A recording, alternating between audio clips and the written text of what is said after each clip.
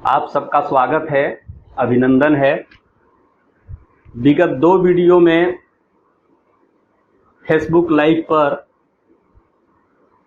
मैंने कोरोना का उपचार विस्तार से बताया था और दूसरे वीडियो में फेफड़े के संक्रमण पर विस्तार से बात किया था। आज कोरोना में उत्पन्न बुखार के आयुर्वेदिक उपचार पर बात करूंगा और आप सभी से आग्रह है कि आप कागज कलम लेकर बैठें।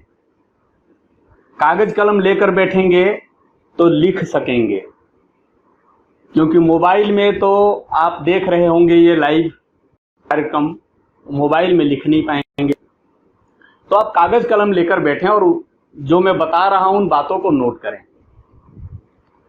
बुखार के बारे में आयुर्वेद क्या कहता है, से शुरू करता हूं। बुखार के बारे में आयुर्वेद कहता है कि दक्षापमान संक्रुद्ध रुद्र निश्वास संभव जरोष्ठधा। ये माधव निदान कहता है। आयुर्वेद का एक प्रसिद्ध ग्रंथ है, प्राचीन ग्रंथ है माधव निदान। वह ऐसा कहता है कि दक्ष ने जब यज्ञ में भगवान शिव का अपमान किया तो उससे भगवान शिव अत्यंत क्रोधित हुए और उस क्रोध में जो उनका श्वास निःश्वास बढ़ गया, तेज हो गया, तो उस तेज हुए निःश्वास से ज्वर की उत्पत्ति हुई और वो ज्वर 8 प्रकार का होता है। अब उसके वर्णन में नहीं जाऊंगा क्योंकि ये वैद्यों के लिए है, ये आपको जानना आवश्यक नहीं है। अब मैं मूल बात पर आता हूं कि जब शरीर में पित्त अत्यधिक बढ़ जाता है, पित्त बहुत बढ़ जाता है और वो शरीर के अंदर के अंगों से निकलकर त्वचा तक की यात्रा तय कर लेता है, त्वचा के ऊपर उसका प्रभाव आने लग जाता है, तो त्वचा का तापमान बढ़ जाता है, उसे ही हम लोग ज्वर कहते हैं। तो इसका अर्थ है कि चाहे बुखार सामान्य रूप में आए, सीजनल फीवर हो, वायरल फीवर हो, मलेरिया हो, टाइफाइड हो, डेंगू हो, चिकनगुनिया हो या किसी भी प्रकार के समस्या में, व्याधि में बुखार उत्पन्न हो, वह बुखार पित्त के कारण ही प्रकट होता है। उसके अंदर के कारण कफ भी हो सकते हैं, वात भी हो सकता है, पित्त वात हो सकता है, पित्त कफ हो सकता है, कफ वात हो सकता है, कफ पित्त, ऐसे प्रकार के त्रिदोषज भी हो सकता है। और बाहर से यानी अन्य कारणों से, शरीर के बाहर से अन्य कारणों से, जैसे संक्रमण है कोरोना, तो ये बाहर से आया हुआ संक्रमण है। इसके कारण कुछ भी हो, किंतु शरीर का तापमान बढ़ता ही है पित्त के कारण से। अब इसमें मध्वाचार्य एक बड़ी अच्छी बात कहते हैं। मध्वाचार्य कहते हैं कि क्रोधात पित्तम, कि क्रोध से ही पित्त उत्पन्न होता है। यानी जब आप उद्विग्न हो जाते हैं, जब आप धैर्य छोड़ने लग जाते हैं, धैर्य आपका कम होने लग जाता है, अधैर्य होने लग जाते हैं, तो पित्त उत्पन्न होता है, शरीर में पित्त बढ़ने लग जाता है। और आप बीमारी के अकबकाहट में धैर्य छोड़ने लग जाते हैं तो भी पित्त बढ़ने लग जाता है। आप बहुत ज्यादा घबराने लग जाते हैं तो भी पित्त बढ़ने लग जाता है। यानी आपकी किसी भी प्रकार की व्याधि से रक्षा करने के निमित्त भी शरीर पित्त का संक्रमण करता है और वो बुखार का कारण बन सकता है। एक बात और कहा गया है कि कोष्ठबद्धता जब होती है, यानी कि आंतों के निचले हिस्से में जब मल जमा होता है, तो वो जठराग्नि यानी कि पित्त, जठर की अग्नि पित्त ही है, जठर की अग्नि पित्त ही है। पित्त का स्राव शरीर भोजन पचाने के लिए करता है, पित्त का स्राव शरीर भोजन पचाने के लिए करता है, किंतु भोजन पचाने के बाद जो शरीर में अतिरिक्त पित्त रह जाता है, बच जाता है या अतिरिक्त स्राव हो जाता है, वह कहीं ना कहीं बाद में इकट्ठा होते होते, एकत्र होते होते उसकी शरीर में मात्रा बढ़ जाती है, तो ज्वर के रूप में आता है। अब आते हैं कोरोना में उत्पन्न ज्वर के बारे में। ज्वर की सामान्य फिलॉसफी है, सामान्य दर्शन है, जो शास्त्रों ने कहा है उसके आधार पर ही उसको सोचेंगे और उसका निदान करने की कोशिश करेंगे तो ये कोरोना का ज्वर भी समाप्त हो जाएगा। कोरोना के कारण जो जितने आज के लक्षण उत्पन्न होते हैं, उन जो समस्याएं साथ में अलाइड प्रॉब्लम्स आते हैं, उन सब आप निदान कर देंगे यदि, तो कोरोना अपने आप उसका जो वायरस है वो अपने आप अकेला रह जाएगा, वो कुछ भी नहीं कर पाएगा। उसके कारण से क्या क्या समस्याएं उपज रही हैं, उनमें एक समस्या ज्वर भी है, एक समस्या बुखार भी है। तो अब बुखार का निदान कैसे करें, बुखार को ठीक कैसे करें? तो बुखार जब आ जाए तो इसमें साफ साफ मध्वाचार्य ने जो कहा उसमें यह संकेत है कि ज्वर जब भी आता है तो पाचन धीमा हो जाता है। ज्वर जब भी शरीर में आता है तो भूख लगना घट जाता है। ज्वर जब भी शरीर में आता है, ज्वर आते ही आपके शरीर में जब ज्वर बाहर की ओर आने लग जाएगा तो त्वचा का श्वसन तंत्र प्रभावित हो जाता है, श्वास भी व्यक्ति का तेज हो जाता है, जो नाक से श्वास चल रहा है ये भी तेज हो जाता है, और इस कारण से आपको असहजता और दुर्बलता का अनुभव होने लग जाता है। तो इसमें मूल बात कहाँ है कि जब भी ज्वर आए तो आप पहले पाचन का ध्यान करें, यानी पाचन शक्ति बढ़ाने का ख्याल करें। ज्वर जब भी आए तो लीवर और किडनी को ताकत देने की कोशिश करें, जिससे शरीर का मेटाबॉलिज्म प्रॉपर चलता रहे, ठीक ठाक चलता रहे, शरीर के मेटाबॉलिज्म कहीं भी प्रभावित न हो, ये ध्यान रखिए। तो ज्वर में हम केवल ज्वर पर फोकस करते हैं और बाकी चीजों की अनदेखी कर जाते हैं, तो बाकी चीजें कई बार हावी हो जाती हैं। इसलिए आप ज्वर में केवल ज्वर पर ही फोकस न करें, ज्वर का तो निदान करना ही करना है, आपने ज्वर का, बुखार का, फीवर का तो उपचार करना ही करना है, किंतु साथ साथ उसके साथ साथ पेट का भी निदान करना है, जिससे उस रोगी की, ज्वर से ग्रस्त रोगी की भूख बढ़े, उसकी भूख बढ़े, उसका पेट साफ हो, दोनों समय पेट साफ हो, और यदि पेट साफ कर लिया, भूख जगा लिया और उसके कारण से मेटाबॉलिज्म प्रॉपर कर लिया, तो ज्वर अपने आप विदा हो जाएगा, ज्वर अपने आप ठीक हो जाता है। अब दूसरे पहलू पर आता हूं, जो मैंने कहा पित्त। तो पित्त का शमन करने का प्रयास करिए, पित्त को घटाने की कोशिश करिए। पित्त कैसे घटेगा वो भी तरीका बताता हूं। बहुत सारे हमारे देश में ऐसे खाद्य पदार्थ हैं, भोज्य पदार्थ हैं जो क्षारीय प्रकृति के हैं, जो अम्लीय नहीं है। पित्त का अर्थ होता है अम्ल। पित्त का समस्याएं उपजती है, उनको एसिडिक प्रॉब्लम बोलते हैं। तो आप एसिडिक प्रॉब्लम को बेसिक चीजों से, यानी क्षारीय प्रकृति की चीजों से उनको न्यूट्रलाइज कर सकते हैं, उनको निष्क्रिय कर सकते हैं, उनका प्रभाव घटा सकते हैं। तो इसीलिए जब भी किसी को ज्वर आ जाता है, अभी कोरोना का प्रभाव है तो हम कोरोना पर बात कर रहे हैं, अन्य समय में भी ज्वर आता है, मौसम बदलते समय भी ज्वर आता है, जिस समय कभी न कभी आपको 3 प्रकार के की समस्याएं आती है। जैसे अति काल 3 प्रकार के आते हैं। जैसे आपको शीत से एक्सपोजर हो गया, कोल्ड से एक्सपोजर हो गया, ठंडे मौसम से, हवा से एक्सपोजर हो गया, तो उसको उसके कारण से भी समस्याएं आती है। कभी कभी ज्वर उसके कारण भी आता है। अब आपको हीट से एक्सपोजर हो गया, गर्मी से एक्सपोजर हो गया, तो भी कभी कभी ज्वर आता है। यानी जाड़े का मौसम खत्म हो रहा है और गर्मी का मौसम खत्म हो रहा है, तभी केवल ज्वर नहीं आते, हीट एक्सपोजर और कोल्ड एक्सपोजर हो जाता है। कई बार आप ठंडी चीजें अचानक खा लेते हैं, गर्म चीजें अचानक खा लेते हैं, तो भी आपको बुखार आता है। यानी कि इसको बोलते हैं, कैसा भी अतिकाल का संगम यदि हुआ, एक अचानक से कोई खान पान या मौसम आपके शरीर की प्रकृति के विपरीत गया, तो तुरंत ज्वर आ सकता है। आप कभी बहुत ज्यादा हेवी खा लेते हैं, गरिष्ठ चीजें खा लेते हैं, और उसके कारण से पाचन आपका एकदम से अचानक से ब्लॉक हो जाता है, तो भी आपको बुखार आता है। वैसी स्थिति में भी बुखार की संभावनाएं रहती हैं। तो कुल मिलाकर बुखार के अनेक कारण हो सकते हैं। उन सब कारणों में एक कारण कॉमन है कि जब भी बुखार आएगा, भूख घटेगी, आपकी पाचन शक्ति धीमी पड़ जाएगी, आपका पेट साफ होना प्रभावित हो जाएगा। तो इसलिए सबसे पहले उसी को फोकस करना चाहिए और क्षारीय पदार्थों का सेवन करना चाहिए। और जिन जिन पदार्थों से ज्वर को घटाया जा सकता है, उन पदार्थों का सेवन करना चाहिए। पिछले वीडियोज में मैं चर्चा कर चुका हूं कुछ बातों की, इसलिए केवल संकेत भर कर रहा हूं।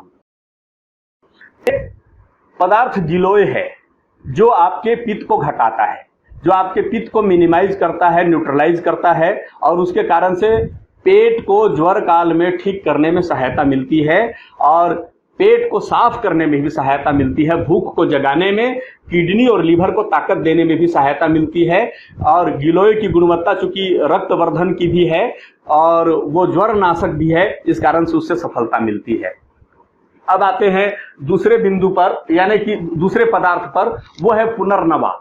पुनर्नवा एक ऐसा पदार्थ है जो आपके लीवर और किडनी की ताकत को किसी भी परिस्थिति में, आपका शरीर कितना भी कमजोर हो गया हो, आप एकदम जीर्ण शीर्ण हो गए हैं, कमजोर हो गए हैं, कैसी भी अवस्था, कैसी भी कमजोरी की अवस्था से आपको ये पुनर्नवा शक्ति देता है और आपके पाचन और आपके उत्सर्जन यानी कि पेट साफ होने को, दोनों को ठीक कर देता है।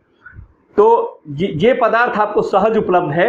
पुनर्नवा को कई क्षेत्रों में, गांवों में गदह पड़रो कहते हैं, और आपको पहचान नहीं है तो आप जड़ी बूटी उखाड़ने मत जाइए। बाजार में बहुत सारी दवाइयां हैं जो अनेक कंपनियां बना कर बेचती हैं, तो उनके रेडीमेड प्रोडक्ट को पुनर्नवा के नाम से लाइए और सेवन करिए। किंतु यदि ज्वर है तो उसमें रस का सेवन न करें, क्योंकि गिलोय का रस और पुनर्नवा का रस ये दोनों कफ कारक होते, मतलब ठंडा असर करते हैं। तो ठंडी चीजों का जो ठंडा असर करे, चूंकि इसमें कोरोना में ज्वर के साथ कफ भी रहता है, प्रायः लोगों को रहता है या होने की संभावना रहती है, तो आप रस का सेवन न करें। रस के अतिरिक्त बाकी जो भी पुनर्नवा और गिलोय से बनी औषधि है आप ले सकते हैं। जैसे बटी होती है, गोलियां, बटी का अर्थ गोली है, जैसे रिष्ट होते हैं, जैसे गिलोय से बनने वाला रिष्ट अमृता रिष्ट है, अमृता कहते हैं गिलोय को संस्कृत में, तो अमृता रिष्ट है, आप वो ले सकते हैं। आप पुनर्नवा रिष्ट ले सकते हैं। पुनर्नवा का अर्क आता है बाजार में, गिलोय का भी अर्क आता है बाजार में। तो ऐसे आप दूसरी और भी औषधियां गिलोय और पुनर्नवा से बनी हुई ले सकते हैं। आप सामान्यतः पेट को ठीक करने के लिए गेहूं ज्वारे का रस भी बहुत उपयोगी है। जो नवरात्रों के समय में हम देवी के सामने रेत पानी जल डालकर जौ उगाते हैं, उस जौ का, उस जई का जो रस है वो भी बहुत प्रभावी है इस मामले में। वो ज्वर नाशक भी है, रक्तवर्धक भी है, रक्त शोधक भी है और पिताम्लता को खत्म करते हैं। ये तीनों ही गिलोय, पुनर्नवा और ये जौ का रस, जिसको गेहूं ज्वारे के रस के नाम से बाजार में पैकिंग आती है और बेचा जाता है, आप उसका भी उपयोग कर सकते हैं। ये तत्काल ज्वर के काल में आपकी जठराग्नि को प्रदीप्त करे। जठराग्नि जैसे ही प्रदीप्त हो गया तो वहां से पित्त, जठर से पित्त त्वचा की ओर आना बंद हो जाएगा, यानी ज्वर का जड़ कट गया, ज्वर का सप्लाई कट गया, तो आपका ज्वर आगे नहीं बढ़ेगा। इसमें एक बहुत उपयोगी औषधि है, लेकिन उसका उपयोग करने की मैं विधि बताऊंगा, उसमें आप अपना दिमाग लगाकर उसका उपयोग करिए, अन्यथा वो आपको लाभ के स्थान पर हानि कर सकता है। उस औषधि का नाम है चिरैता। चिरैता के नाम से होम्योपैथ में भी दवाइयां आती हैं, किंतु जो चिरैता है बहुत पुरानी दिव्य औषधि है और चिरैता बुखार की गजब की दवा है, रामबाण औषधि है। किंतु चिरैता जहां कफ की संभावना हो वहां केवल चिरैता कच्चा नहीं देना चाहिए। आप चिरैता को पानी में डाल दीजिए, 2-3-4 घंटे छोड़ दीजिए या रात भर छोड़ दीजिए, सुबह वो पानी हरा हो जाता है, उस पानी को आप उबालिए। सेवन करने की विधि बता रहा हूं। उस पानी को आप उबालिए, बॉयल करिए धीमे आंच पर। जब उबल जाए, गर्म हो जाए, एक बार उबल जाए तो उसको आराम से पीने लायक बना करके आप धीरे धीरे पीते जाइए, थोड़ा थोड़ा करके। वो चिरैता बहुत कड़वी होती है, उसमें थोड़ा सा गुड़ डाल सकते हैं आप उसकी कड़वाहट को घटाने के लिए। लेकिन आप कितनी भी मीठी चीज डाल देंगे, गुड़ डाल देंगे, शहद डाल देंगे, चिरैता के कड़वाहट को कोई भी मिठास कम नहीं कर सकती। वो कड़वी लगेगी ही लगेगी। जिनको कड़वाहट पसंद नहीं है वो चिरैता ना पिए। लेकिन चिरैता बुखार की बहुत गजब की दवा है। वैसी ही चिरैता का भी उसमें सम्मिश्रण होता है। एक औषधि आती है महासुदर्शन घनबटी। महासुदर्शन आप लिख सकते हैं, दोबारा रिपीट कर रहा हूं, महासुदर्शन घनबटी। और जहां घनबटी नहीं मिलती तो महासुदर्शन बटी भी मिलती है। आप ये महासुदर्शन घनबटी या महासुदर्शन बटी लेकर आइए, 2-2 गोली 3 बार ज्वर से पीड़ित व्यक्ति को खिलाइए, आपका बुखार उतर जाएगा, बुखार सामान्य हो जाएगा, सहज हो जाएगा। मैं फिर से दवा का नाम रिपीट करता हूं, खाने की विधि, तो आप ये फेसबुक पर रहेगा वीडियो, आप इसको दोबारा भी देख सकते हैं।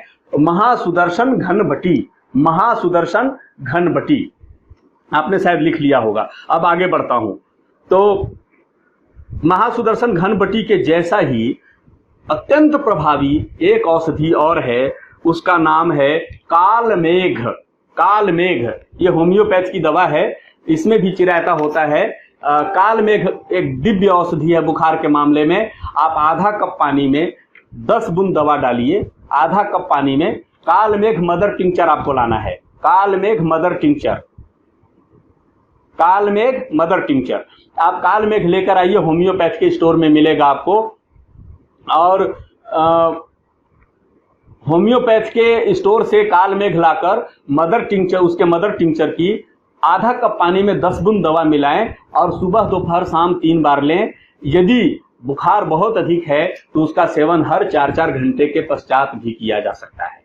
जब तक जगेंगे, सुबह से जगने वाला टाइम है, तब तक 4-4 घंटे लीजिए। जब सोने का समय आए सो जाइए, सुबह जगने के बाद फिर 4-4 घंटे पर शुरू करिए।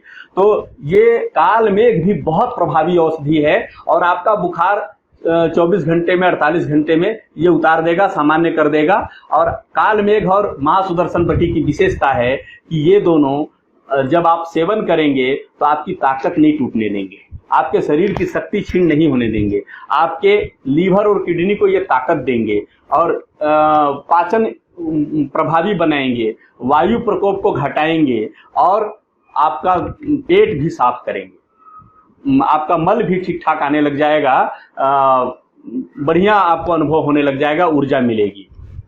तो ये दोनों बहुत अच्छी औषधियां हैं बुखार के लिए। साथ साथ आप और भी औषधियां, सहायक औषधि ले सकते हैं। उनमें एक है संजीवनी बटी, 2-2 गोली 3 बार करके आप ले सकते हैं संजीवनी बटी को। एक लवंगादी बटी है, ये भी बहुत प्राचीन आयुर्वेदिक योग है, तो एक लवंगादी बटी को भी आप ले सकते हैं। क्योंकि ये लवंगादी बटी खांसी को भी ठीक करता है, बुखार को भी ठीक करता है। संजीवनी बटी इम्यूनिटी भी बढ़ाएगा, रोग प्रतिरोधक क्षमता भी बढ़ाएगा और बुखार को भी ठीक करने में सहायता करेगा। तो कुल मिलाकर ये मल्टीपर्पस मेडिसिन है, इसलिए संजीवनी और लवंगादी को महासुदर्शन बटी के साथ आप ले सकते हैं। इन तीनों का सेवन एक साथ आप कर सकते हैं। किंतु ध्यान रखिएगा, जो मैंने पहले वीडियो में बात बताई थी कि आप गिलोय घनबटी और पुनर्नवादी मंडूर 2-2 गोली 3 बार खाने से आधे घंटे पहले अवश्य लें। तो ये दोनों गोलियां भी बुखार के मामले में बहुत सहयोगी हैं, बहुत प्रभावी हैं। ये दोनों मिलकर आपके लीवर और किडनी के स्वास्थ्य को सुधार देती हैं, संभाल देती हैं। तो कुल मिलाकर आपको आगे शरीर के क्षीण होने की संभावना समाप्त हो जाती है, शरीर के कमजोर पड़ने की संभावना समाप्त हो जाती है, शरीर के और भी प्रकार की समस्याओं में ग्रस्त होने, घिरने की संभावना ये समाप्त कर देते हैं। और भोजन के बाद चंद्रप्रभा बटी और आरोग्य वर्धिनी बटी भी अवश्य लें। उनको छोड़कर ये दवाइयां नहीं बता रहा हूं, वो 4 औषधियों का आप लेते रहेंगे तो पक्का है कि आपके शरीर का बल कभी नहीं घटेगा, आपके शरीर की शक्ति कभी कम नहीं होगी, आपका शरीर मजबूत बना रहेगा, आपका पाचन सुदृढ़ रहेगा, आपका हीमोग्लोबिन का लेवल अच्छा बना रहेगा, रक्त की सारी प्रक्रियाएं ठीक ठाक रहेंगी, उसमें कोई दूषण, कोई कमी नहीं आएगी, आपका वायु प्रकोप भी ठीक ठाक रहेगा, नस नाड़ियों की ताकत भी ठीक रहेगी। सबसे बड़ी बात, इन 4 औषधियों का आप सेवन करते रहते हैं और श्वास का भी उपचार कर लेते हैं, जैसा मैंने पिछले वीडियो में बताया था, तो आपका ऑक्सीजन लेवल 24 घंटे के अंदर नॉर्मल हो जाता है। प्रायः लगभग केसों में मैंने देखा है कि 24 घंटे के अंदर आपका ऑक्सीजन लेवल बहुत नॉर्मल हो जाता है। आपका शरीर बहुत अच्छा अनुभव होकर आप करने लग जाएंगे, बहुत कुछ फर्क पड़ जाएगा। भोजन के बाद वाली दवाइयां आशीष जी रिपीट मत करवाइए, बहुत सारी जानकारी लोगों को देनी है। आप दोबारा वीडियो देखकर लिख लीजिएगा, आप नहीं लिख पाए तो आपके लिए बाकी लोगों को डिले नहीं करूंगा। तो जो इसबगोल की बात कर रहे थे, इसबगोल का सलाह मैं नहीं दे रहा हूं, आपको लेना है लीजिए, मैं उसके लिए रेकमेंड नहीं करूंगा आपको।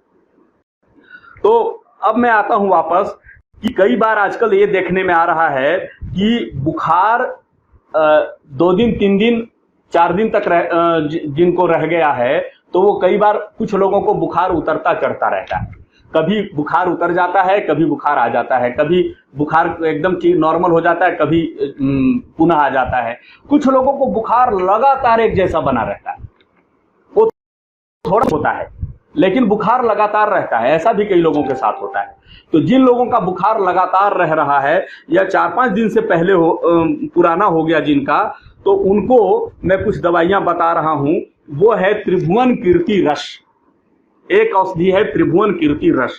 इस दवा का बुखार अधिक है तो आप 2-2 गोली 3 बार ले सकते हैं, और बहुत अधिक नहीं है यानी कि 102 के ऊपर नहीं जा रहा है तो आप 2-2 गोली 2 बार लीजिए। 2 गोली सुबह, 2 गोली शाम लीजिए, इस तरह से ले सकते हैं, या 1-1 गोली 3 बार भी ले सकते हैं आप। और बहुत अधिक बुखार है तो आप 2-2 गोली 3 बार लीजिए। त्रिभुवन कीर्ति रस के साथ बहुत अधिक बुखार, लंबे समय तक बुखार रहने वाली स्थिति में बता रहा हूं, तो दूसरी एक दवा है जय मंगल रस।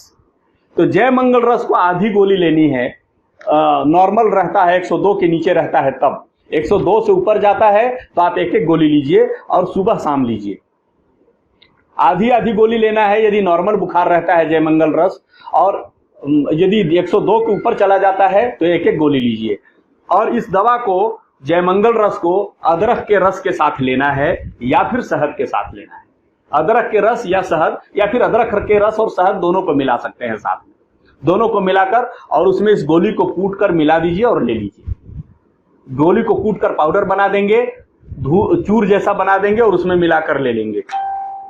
यदि बुखार लंबा रह गया है तो उसके लिए एक औषधि है अभयादी बटी। अभयादी बटी ये जीर्ण ज्वर की औषधि है। पुराने लंबे समय तक बुखार रह गया तो उसकी औषधि है, आप ये ले सकते हैं। और एक औषधि और है, उसका नाम है कृष्ण चतुर्भुज रस। कृष्ण चतुर्भुज रस या चिंतामणि चतुर्भुज रस, ये आप 1-1 गोली 3 बार ले सकते हैं। कृष्ण चतुर्भुज रस या चिंतामणि चतुर्भुज रस, इस नाम से औषधि आती है, आप उसका भी सेवन करा सकते हैं। जिनको पुराना काफी लंबे समय तक बुखार रह गया और बुखार कम नहीं हो रहा है, ठीक नहीं हो रहा है। यदि ज्वर के साथ कमजोरी लगने लगे, बहुत निर्बलता लगने लगे, बहुत वीकनेस लगने लगे, तो आप वैसी स्थिति में एक औषधि है, उसका नाम है सर्व ज्वर हर रस।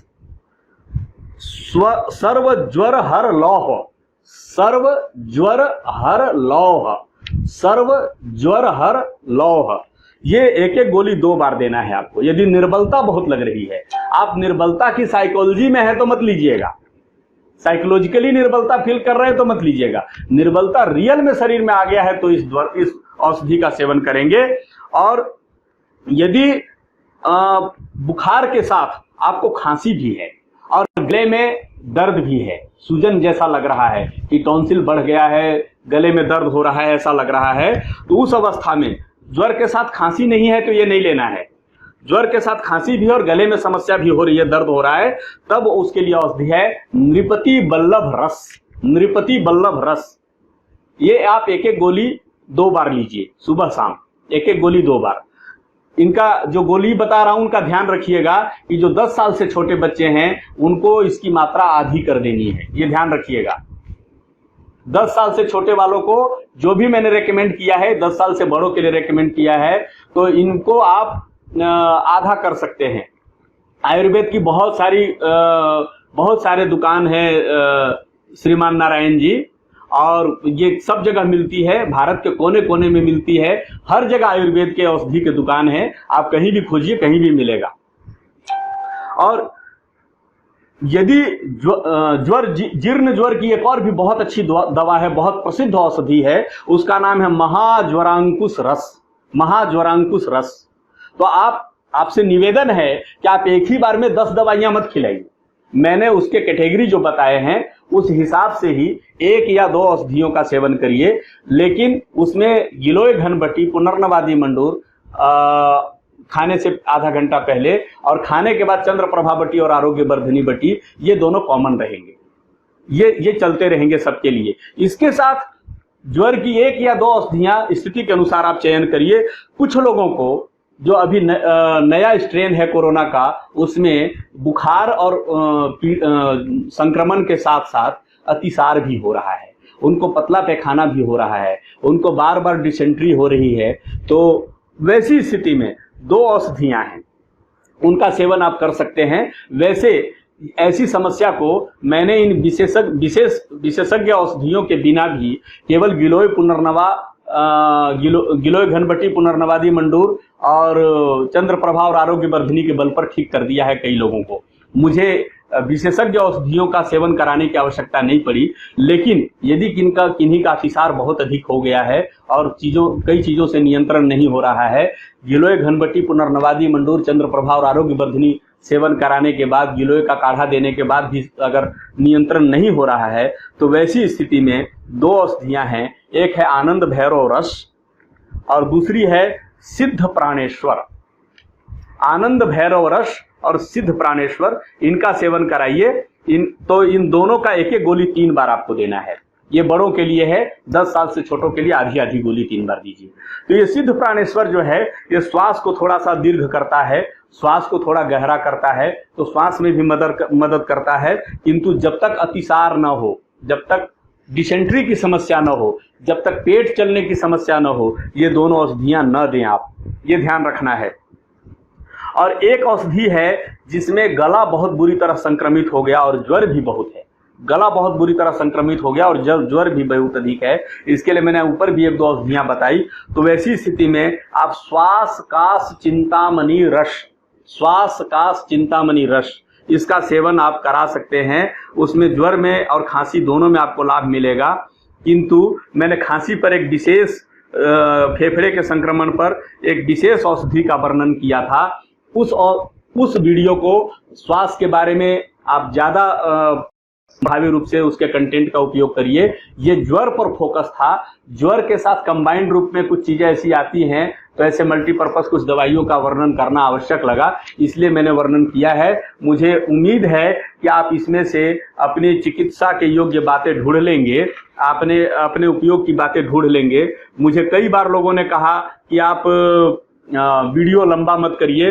अतिसार के बारे में 3 दवाइयां और आपको बता देता हूं अलग से, जिनकी ज्वर में भूमिका बहुत कम रहती है, ज्वर में सीधी भूमिका नहीं है। उनमें एक औषधि है बिलबादी चूर्ण, यह अतिसार में बहुत सहायक होता है। एक पुजारिष्ट है, इसका भी सेवन आप कर सकते हैं। और एक पंचामृत परपटी है।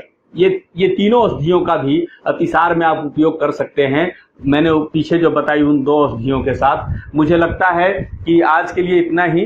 अब ये 27 मिनट हो गया, तो आप लोगों की इच्छा के अनुसार एक समय सीमा यानी 30 मिनट के पहले समाप्त करने की चेष्टा कर रहा हूं।